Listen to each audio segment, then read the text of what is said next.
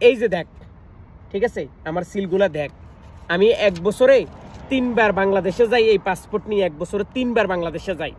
আমার টাকা আমার পুটকি দিয়ে দিমু, কোনো অসুবিধা আছে? কোনো অসুবিধা নাই, কোনো জোর জবরদস্তি চলবে না।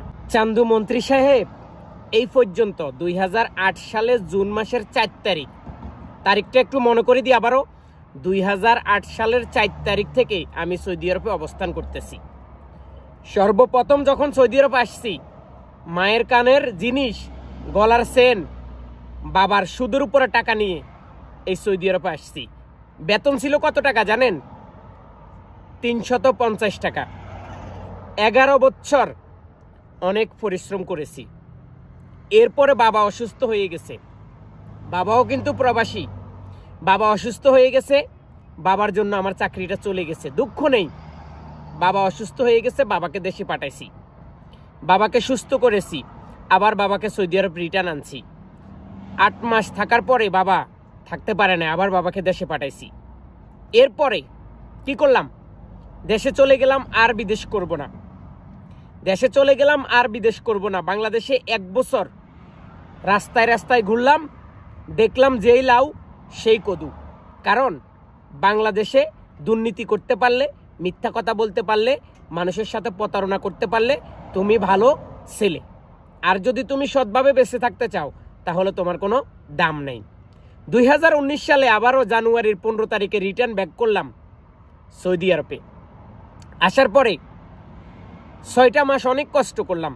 এরপরে আবার মোটামুটি একটু ভালো অবস্থানে আসলাম। 4 বছর জীবনযাপন সুন্দর করে করলাম। এরপরে আবারও বাবা দুনিয়া থেকে চলে যায়, জীবনটা ধ্বংস হয়ে গেছে। এখন আবার নতুন করে 4 থেকে 5 মাস হইলো সৌদি আরবে আবার ঢুকলাম। কিসের জন্য? রিজিকের জন্য। কারণ তোমার দেশে থাকি আমার কোনো রিজিক আসবে না, কারণ তোমাদের দেশের মানুষের সাথে আমি চলেও দেখেছি, সব কিছু করে দেখেছি। এখন প্রশ্ন হয়েছে, এই যে কিচ্ছা কাহিনী কেন শোনাই? আমার টাকা দিয়ে আমি বিদেশ আসছি, আমার পয়সা দিয়ে আমি বিদেশে আসছি, আমি আমার টাকা খরচ করে বিদেশে আসছি। আমার টাকাটা হুন্ডিতে দিব, বিকাশে দিব, না দিব সেটা আমার একান্ত ব্যাপার। হ্যাঁ, তুমি বলতে পারো যে টাকাটা হয়তো তুমি বিকাশে দিলে আলু কিনতে হবে 60 টাকা, পেঁয়াজ কিনতে হবে 100 টাকা, সোয়াবিন তেল কিনতে হবে 200 টাকা, নো প্রবলেম। তারপরও দেশটা যেদিকে যাচ্ছে আমিও সেই দিকে যাব। কি জন্য জানো? লক্ষ্মীপুর জেলার মধ্যে প্রবাসী কল্যাণ ব্যাংক, আমি 3 বার তাদের কাছে টাকার জন্য, লোনের জন্য গেছি। ঘুরিয়ে একটি কথা, সরকারি কোনো চাকরিজীবী আছে তাহলে টাকা নিতে পারবে। হাই রে বাবা, আমার যদি সরকারি চাকরিজীবী থাকতো আমার পরিবারে, তাহলে আমার বিদেশে আসতে হবে কেন? আমি সরকারি চাকরিজীবীর চেক বই দিয়ে তো একটা মানুষের কাছ থেকে 10 লক্ষ টাকা ঋণ নিয়ে আমি দেশেই ব্যবসা করতে পারি। আমি বিদেশে আসবো কেন? তো সেজন্য আমার টাকা আমি পুটকি দিদি, আমার টাকা আমি মাটির নিচে গুজাই রাখি, আমার টাকা আমি ব্যাংকে পাঠাই, আমার টাকা আমি বিকাশে পাঠাই, যখন মন চায় তখন পাঠাই। তুই কে রে? ওই বেটা, তুই কে? তুই তো এই দেশটাকে বাঁচানোর জন্য বিদেশের মাটিতে পরিশ্রম করি। তুই কে? তোর কাছে কফিয়ত দিতে হবে কে? ধরে নিবি, জেলে দিবি, জরিমানা দিবি, বাংলাদেশে যাইতে দিবি না, যা মন চায় তুই তাই কর, আই ডোন্ট কেয়ার। পাসপোর্ট বন্ধ করে দিবি, নো প্রবলেম। কারণ এই যে ফিটটা দেখছস না, এই ফিটটা এখন দেয়ালে ঠেকে গেছে। আমি সরকারের বিপক্ষে নয়, আমি সরকারের পক্ষে। কিন্তু আমাদের প্রবাসীদের জন্য কি করস তোরা? প্রবাসী কল্যাণ একটা ব্যাংক খুলছস, যেটা আমাদেরকে ঋণ দেবে, যেটা আমাদেরকে লোন দেবে। আমার মতো মানুষ 3 বার প্রবাসী কল্যাণ ব্যাংকে যাওয়ার পরও লোন নিতে পারে নাই। আমি একজন পুরাতন প্রবাসী। আমার পাসপোর্ট দেখবি, আমার পাসপোর্ট দেখাইতেছি কতটা সিল পড়ছে। এতটা সিল তুই জীবনও চোখে দেখস নাই, আমি পাসপোর্টের সিল দেখাইতেছি। এই যে দেখ, পাসপোর্টের সিলগুলা দেখ, খালি একটু একটু করে দেখাইতেছি, রোদের জন্য দেখা যায় না।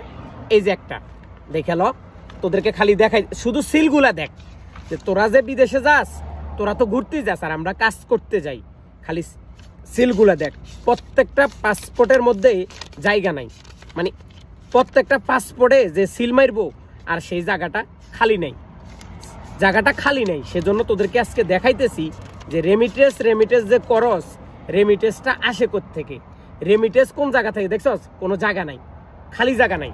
এটা তো সাধারণ, আরো দেখাইতেছি না। এই যে দেখ, কোনো খালি জায়গা নাই, ঠিক আছে? এটা গেল কি 1 নাম্বার, এটা হচ্ছে 2 নাম্বার। দেখ দুটোটা একসাথে দেখাই, এটা বাংলাদেশের পাসপোর্ট, দুটোটা দেখ। এবার গাছ তোদেরকে দেখাই, এই যে দেখ সিল, ঠিক আছে? এই পিসটা উল্টাইলাম, এই যে দেখ সিল, পাসপোর্টে জায়গা নাই, ঠিক আছে? আরো দেখাই, এই যে দেখ সিল, পাসপোর্টে জায়গা নাই, আরো দেখাইতেছি, একটু ওয়েট কর। এই যে দেখ সিল, পাসপোর্টে জায়গা নাই। এই পাসপোর্ট দিয়ে আমি বিদেশ করতেছি, আমার টাকা আমার পুটকি দিয়ে দিমু, ঠিক আছে? আমার টাকা আমার পুটকি দিয়ে দিমু। এই যে দেখ সিল, শুধু দেখতে থাক, আমার সিলগুলা গন, এই যে দেখ, ঠিক আছে? আমার সিলগুলা দেখ। আমি 1 বছরে 3 বার বাংলাদেশে যাই, এই পাসপোর্ট নিয়ে 1 বছরে 3 বার বাংলাদেশে যাই। আমার টাকা আমার পুটকি দিয়ে দিমু, কোনো অসুবিধা আছে? কোনো অসুবিধা নাই, কোনো জোর জবরদস্তি চলবে না। যদি সম্ভব হয় প্রবাসীদের জন্য যেটা করা সেটা এখনই করো, তা না হলে কিন্তু প্রবাসীরা পদক্ষেপ নিয়ে ফেলছে, প্রবাসীরা কিন্তু অনেক কষ্ট পাইতেছে। এটাই বললাম, মাইন্ডেড।